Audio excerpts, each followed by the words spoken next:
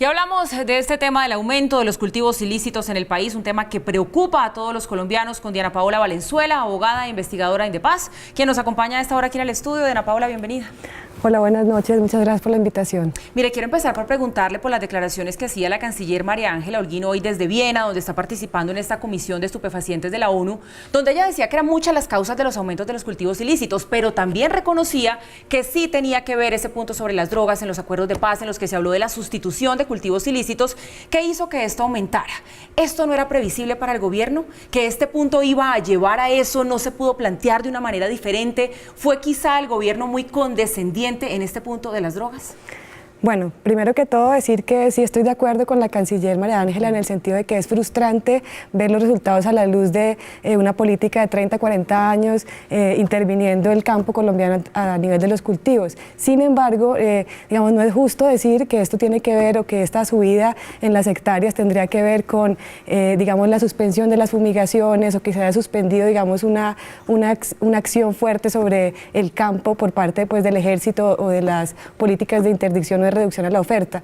Tenemos que decir que además de la subida o la caída del precio del dólar, también está el tema del oro, de las economías ilegales que se pueden desarrollar en el campo. Lo que podemos ver es una correlación clara entre la subida del precio del oro y la reducción de los cultivos, y no tiene que ver esto con la suspensión de las fumigaciones. Es decir, cuando los campesinos no pueden, digamos, el oro es una mejor alternativa económica en el campo, pues dejan los cultivos de coca y por eso se explican las reducciones. Y cuando el precio del oro cae, entonces la gente se pasa de nuevo al cultivo ilícito. Entonces esto sí es una correlación que nos explicaría la subida o la bajada de hectáreas y no el tema de la suspensión de las fumigaciones. Doctora Diana, hay por lo menos 4 explicaciones, la que usted dice de la caída de la minería ilegal, que lleva a otros del precio negocios. del oro. Exactamente, sí. Al caer el precio del oro, cae la minería ilegal como actividad alternativa para los campesinos, se van al cultivo de la coca. También la devaluación, también hasta cierto punto el hecho que se hubiera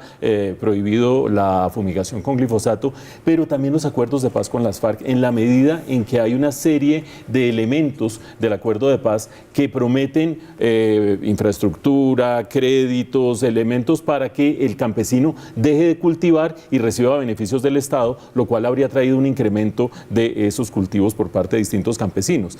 En todo ese contexto, lo cierto es que el gobierno colombiano está entre la espada y la pared, porque una cosa era hace 2 años o 3 años decirle a la comunidad internacional: cambiemos de estrategia porque esto no sirve, con cierta autoridad moral. Ahora a salir a decir lo mismo, esta estrategia global no sirve, cuando en Colombia los cultivos aumentan y aumentan y aumentan. ¿Usted qué cree que va a hacer el gobierno estando entre la espada y la pared? Donald Trump puede ser la espada, la comunidad internacional puede ser la espada, y los mismos resultados de los cultivos pueden ser la espada. ¿Qué va a hacer el gobierno? Pues nosotros consideramos desde Indepaz que nosotros no podemos seguir apoyando políticas que apaguen incendios y que pierdan de vista lo importante, ¿sí?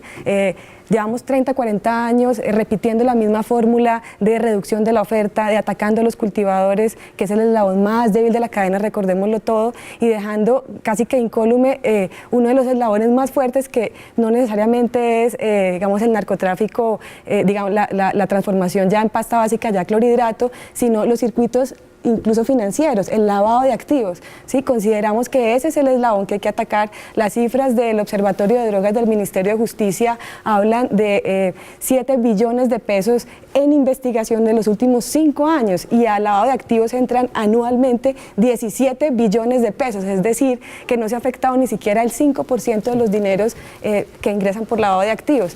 Entonces, ¿dónde está la plata? En los circuitos legales. Estamos buscando donde no tenemos que buscar, que es, digamos, en el campo, reducir allí la oferta de hoja de coca, no de cocaína ni de pasta básica, de hoja de coca, y desconociendo el eslabón principal o donde realmente está la plata del narcotráfico, que es en las economías legales.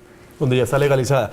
Una pregunta, Diana, esos más de 120.000 hectáreas de coca que están en este momento en cultivo ilegal, ¿pueden ser recuperadas para cultivos tradicionales? ¿Y cuánto tiempo se demora esa restitución de tierras? Sí, tenemos un caso crítico a nivel de ecosistemas, lo que está ocurriendo en el Catatumbo, ¿sí? Allí no hay un auge, una bonanza de la coca, lo que hay es una crisis de la coca, en el sentido de que los suelos están sumamente desgastados por el abuso de los químicos, que incluso se usan para la agricultura tradicional, pero pues en especial para los cultivos de coca hay una extremada utilización de estos. Entonces, decir que ahorita vamos a reemplazarlos por un cultivo legal, como el cacao, que es lo que más suena, pues es un despropósito, porque son suelos absolutamente contaminados, desgastados, que hay que recuperar para pensar en una sustitución por otro cultivo. Lo mismo en otras zonas del país. Hay zonas donde ni siquiera tienen una vocación agrícola, como para decir, venga, vamos a traerles un proyecto de cacao, que es lo que más suena, repito,